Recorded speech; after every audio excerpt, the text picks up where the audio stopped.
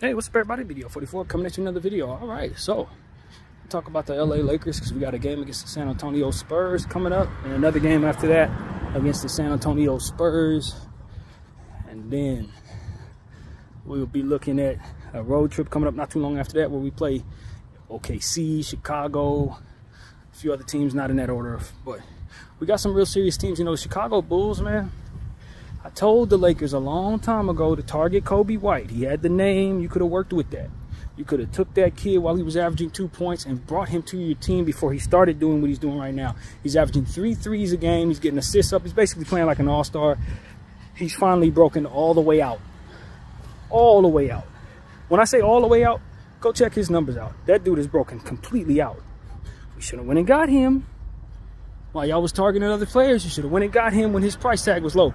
I keep telling my team, man, and I think we've done an okay job of this, if not a good job of this. But there's always a better way forward than paying some old washed up dude. You can go get you a young player and see, don't he turn into something? Maybe he doesn't. Maybe you get a dud.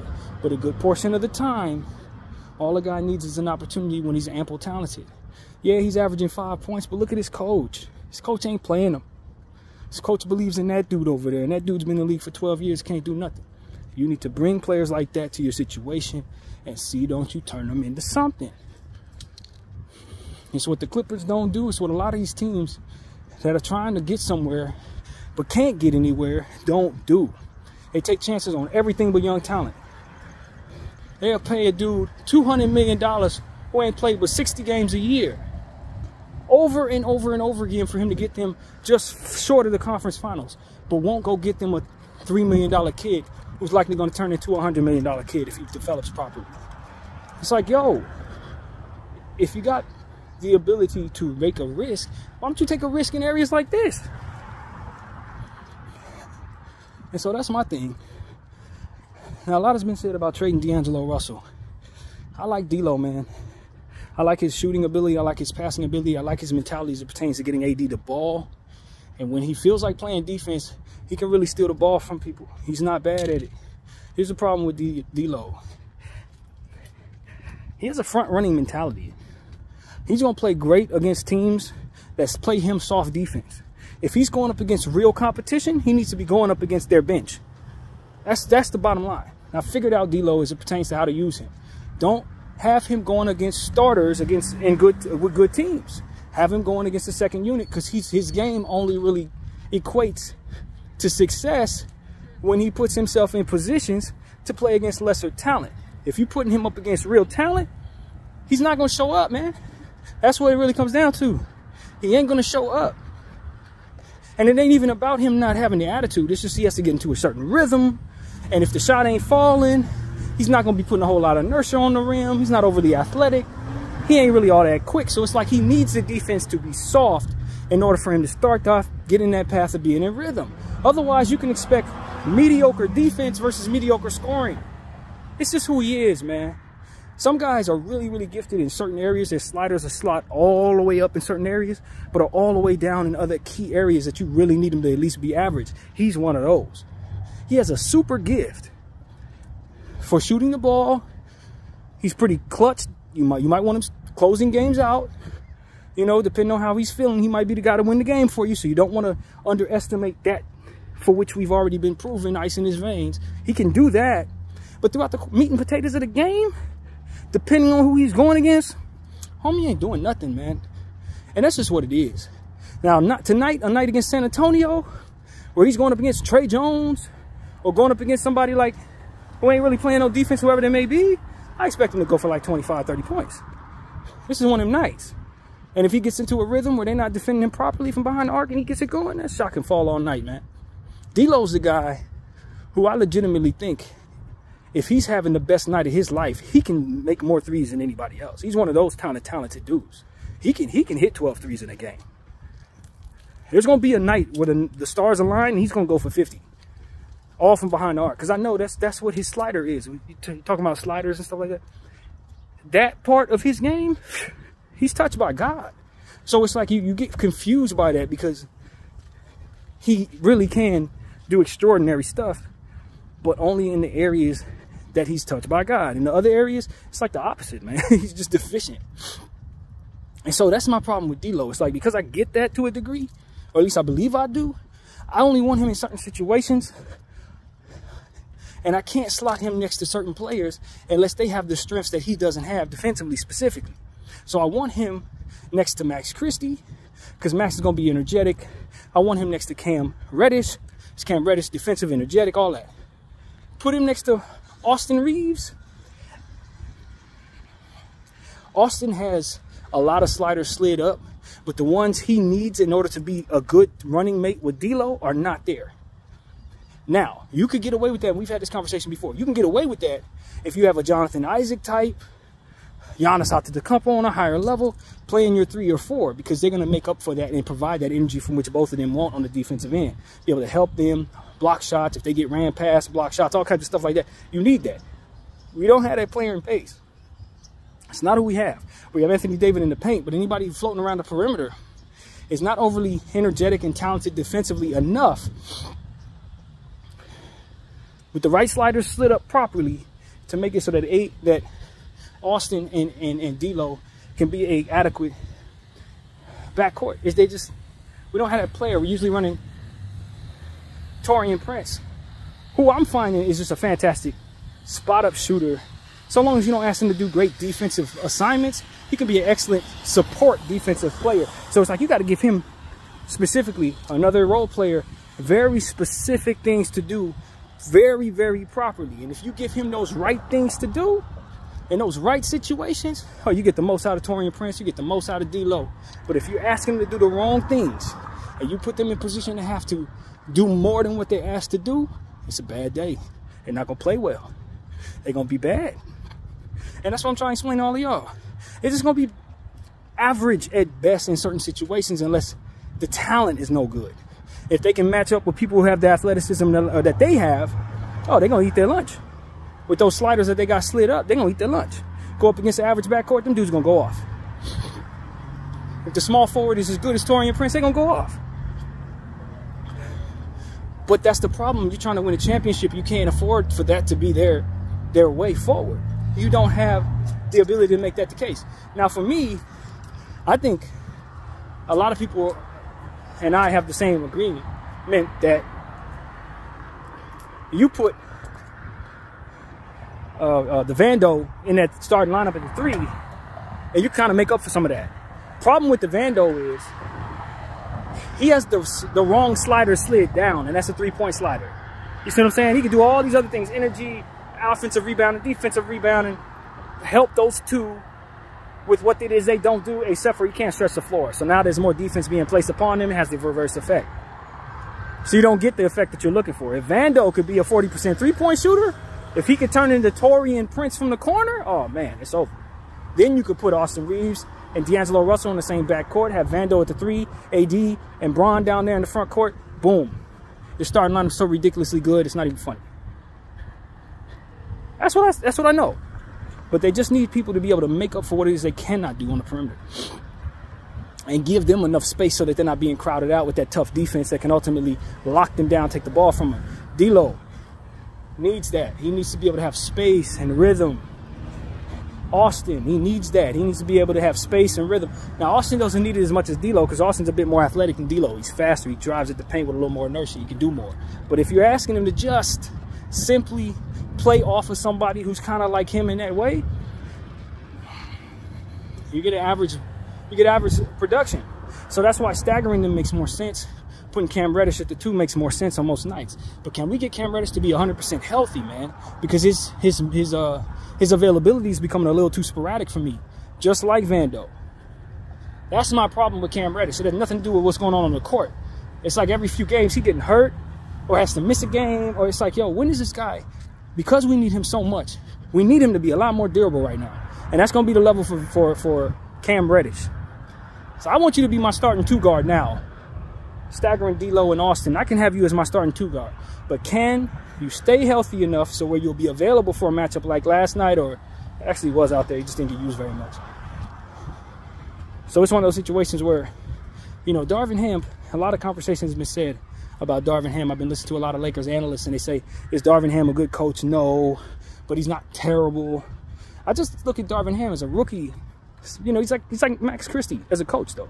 He's like you're waiting on him to fully develop as a coach. And the thing that gives you so much encouragement is that look at what he's accomplished. His rookie season, he got to the Western Conference Finals, and he won the in-season tournament in his sophomore year. And you're not even halfway through that sophomore year. So this is where we're at. He's one of the most accomplished coaches, period.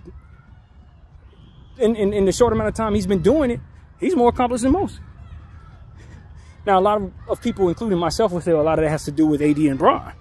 That's their accomplishments. He's just been dragging along. How can you separate? I don't know how to separate the two. We don't have the evidence that it's really not him leading them. You can't really prove that. And that's the problem. So for me, it's like, okay, fine. I'll let Darvin slide. He may have an ultimate big picture approach. You know, I was thinking about last night why we didn't see Vanderbilt. I understand he had back spasms, so did Jalen Hood-Schifino. From what I understand, back spasms is like the one thing guys usually say when they don't want to play, or when coaches don't want to play and don't want to give an explanation for why they don't want to play a player. They just tell them they have lower back problems, because you can't really prove that a guy doesn't. It's one of those type of things. So when I look at that, I just automatically say DNP players, coach's decision. That's how I look at that. Problem is, in a game like last night, I really needed Vando. In a game like last night, I really needed not Jalen Hood-Schifino, but Max Christie for the perimeter. If I can't get those guys on the perimeter guarding defensive players, or rather being defensive players guarding shooters, on a night where Dante Exum's going 7 for 5, 7 for 9, you know what I'm saying? And you got two other players who hit 5 threes. You had 3 players that were hot around the perimeter. I'm assessing Darvin to say, you should have put Max in the game. You know, you should have put the perimeter guys out there. You should have put Cam Reddish on the floor more. Even though he was struggling from the offensive side of the ball, that don't mean nothing to me when he's a defensive player and I need defense. So it's like, is he a good coach? When you're assessing stuff like that, you say no. But the thing is, if you're looking at it from a big picture possibility perspective, like my brain can optimistically say, maybe he's trying to keep the Dallas Mavericks from having footage on Vando on Luka Doncic. You know how smart of a coach Jason Kidd is. So if you remove your best perimeter defenders in the second game of the season in a random game that you could probably afford to lose in theory, they don't have that footage to study on Vando. They got to deal with him in the playoffs without actually having a whole lot of footage of him against Luka Doncic. And Luka is such a dominant thinker on the basketball floor that he will figure Vando out. With all due respect to Vando, you give him enough footage to study with Vando on him, and he will figure Vando out. It's just the greatness of Luka Doncic. Great players do that. It's the same thing with Kobe Bryant. There's no defense they can't figure out. You know, Michael Jordan, there's no defense they can't figure out. You give them enough footage on a guy, they're going to figure him out. So that was the optimistic side of the strategy for not playing those guys that I think could be possible. And if you look up at the end of the season and you beat the Dallas Mavericks in 5 games, that probably played a lot into it. That type of big picture thinking, that type of big picture strategy. Problem is, I don't know that that's what he's doing. That's my optimism saying that might be what he's doing. And so it's like, the results tell you find yourself in the Western Conference Finals. The results tell you win the in-season tournament. So maybe you should just trust him when he's doing a bunch of stuff that doesn't add up in the regular season, because maybe he's looking at it in this way. So that's what I'm here to tell y'all. I was thinking about that last night. After the game, I'm like, did we just not play Vando because we didn't want to give them any footage on Vando? On Luka, specifically? Because when you listen to Jason Timpf talk about that game last night, the type of adjustments that Jason Kidd was making to put us in positions to not defend them were rather genius and strategic. That's why I like listening to Jason Timpf, because he gets my basketball IQ up. When you listen to a guy that really knows how to break down the game in such a way to tell you how guys move the inch to the left and how that affects the defense, like that type of next level basketball IQ is what really needs to be studied by a lot of us who are trying to figure out what the hell we're looking at. Because it really does come down to strategy, you know? Thought that bird was gonna fly toward my head. Pulled directly at me. But you know, it's one of those situations where it's like, all right, I want to listen to more of those guys and listen less to my own frustrations about what I'm seeing in the random game throughout the course of the season. Because at the end of the day, you're going to see these teams, what, 3 or 4 times, their Western Conference teams, 2 times at their Eastern Conference teams. You want to put yourself in a strong position to not give people too much data to study off of your team. And if they got enough data to study, they're going to figure you out. You're going to try to run some of that stuff in the playoffs, and it's going to be bad for you. And so that's what I'm saying, man. It's like, maybe you take the optimistic approach. Give Darvin a full season. It's an 82-game schedule. He gets you to the finish line in the end. Maybe that's good enough to give him the benefit of the doubt on a lot of the stuff that you probably don't want him to do, but we'll live with. So that's what I'm saying to you guys, man. So at any rate, that's pretty much it, you guys. Just wanted to say that, man. I wanted to put that out there before the start of the next game. We're going to be seeing Wembanyama right now for the very first time. I think there's a good chance we still win the game regardless of who we run out there, because San Antonio don't want to win no games. They don't want to win at all. And in the event that we do lose this game, it'll be one of the worst losses we've ever had. No exaggeration. When you consider this team is trying to keep from setting its franchise record for consecutive losses. It's 18. They try to keep from letting that happen. If they can win tonight, they can keep that from happening. And this is a very proud organization in San Antonio. It's one thing to lose. It's an entirely different thing to be setting records for ineptitude. They don't want to do that. They do not want to do that in theory. Or maybe they do. Maybe they don't have a choice because we play too well. I don't know. But we better put ourselves in a position to do that very thing, take it out of their hands. So that's what I got to say, man. Respect a player like Tre Jones. He could do something good. Respect a player like Devin Vassell.